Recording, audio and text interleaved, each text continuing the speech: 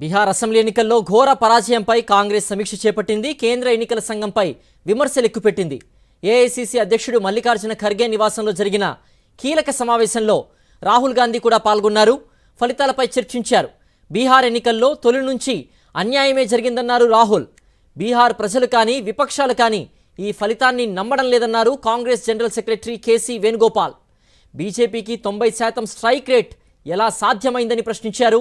EC ఏకపక్షంగా వ్యవహరించిందని, ఎన్నికల ప్రక్రియలో పారదర్శకత లేదని ఆరోపించారు. కూటమి పార్టీలతో చర్చించామన్న కేసీ వేణుగోపాల్ పూర్తి స్థాయిలో అధ్యయనం చేసి ఆధారాలతో వస్తామని చెప్పారు. This is not only for Congress. Entire Bihar people are not believing it. Our alliance parties, we discussed with all of them, they are not believing it. Because 90% plus strike rate for a political party, which has not happened in Indian history.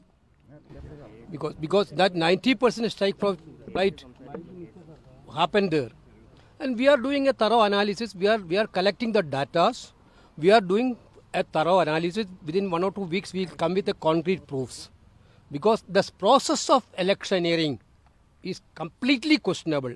This is not, continuously we are talking about this process of electioneering.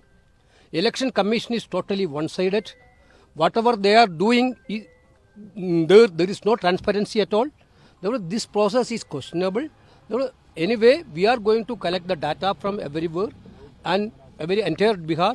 Then we will come with the facts.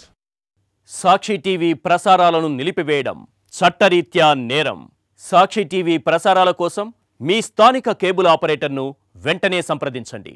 డిటిహెచ్లో ఇంటర్నెట్లో కూడా సాక్షి TV ప్రసారాలను వీక్షించవచ్చు.